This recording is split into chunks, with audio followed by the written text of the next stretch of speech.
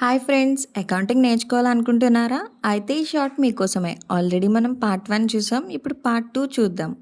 ఇప్పటి వరకు journal entry అంటే ఏంటి, ఎందుకు పాస్ చేస్తాం, ఎలా పాస్ చేస్తామో నేర్చుకున్నాం. ఇప్పుడు ఒక సింపుల్ ఎగ్జాంపుల్తో చూద్దాం.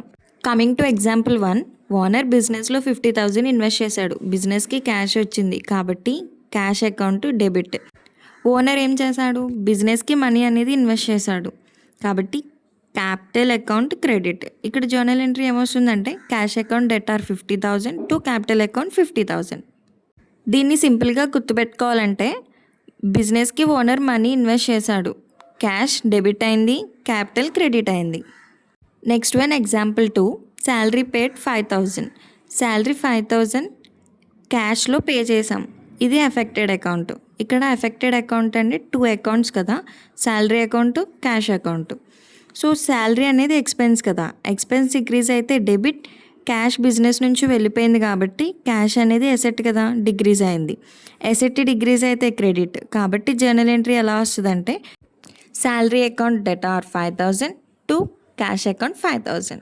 సింపుల్గా చెప్పాలి అంటే ఎక్స్పెన్స్ వచ్చిందంటే డెబిట్, క్యాష్ వెళ్ళిందంటే credit. And coming to 5th slide. Friends, ఇప్పటి వరకు జర్నల్ ఎంట్రీ ఎలా పాస్ చేయాలో చూసాం, ఎగ్జాంపుల్స్ చూసాం. ఇప్పుడు ఆ జర్నల్ ఎంట్రీ ఎగ్జామ్లో లేదా ప్రాక్టీస్గా ఎలా రాయాలో చూద్దాం. జర్నల్ ఫార్మేట్ చాలా సింపుల్, ఒక్కసారి అర్థమైతే ఎప్పటికీ మర్చిపోం. జర్నల్ ఎంట్రీ ఫార్మేట్లో మొత్తం 5 కాలమ్స్ ఉంటాయి. First one date, second one particulars, third one LF, fourth one debit amount, fifth one credit amount. మనం డేట్ కరెక్ట్గా రాయాలి, పర్టికులర్స్ అనేవి క్లియర్గా రాయాలి, డెబిట్ లెఫ్ట్ సైడ్ నోట్ చేయాలి, క్రెడిట్ రైట్ సైడ్ నోట్ చేయాలి. ఇక్కడ ఎల్ఎఫ్ అంటే ఏంటి అంటే లెడ్జర్ ఫోలియో, అది మనం జర్నల్ ఎంట్రీస్లో యూజ్ చేయలేం, ఓన్లీ లెడ్జర్స్లో మాత్రమే యూజ్ చేయగలం. లెడ్జర్స్లో ఎందుకు యూజ్ చేస్తామంటే అక్కడ పేజ్ నెంబర్స్ ఉంటాయి, అవి నోట్ చేసుకోవడానికి మనం ఎల్ఎఫ్ అనేది కాలం యూజ్ చేస్తాం. ఇక్కడ మనకి డెబిట్ అమౌంట్ ఈక్వల్గా ఉండాలి, క్రెడిట్ అమౌంట్ అనేది ఈక్వల్గా ఉండాలి. ఇప్పుడు మనం శాంపిల్ ఎంట్రీ చూద్దాం. ఫస్ట్ డేట్ 2/8/26, పర్టికులర్స్ వచ్చేసరికి cash account debtor 5,000 to sales account 5,000. Narration వచ్చేసరికి being goods sold for cash. ఇది కంప్లీట్గా జర్నల్ ఎంట్రీ ఫార్ములా.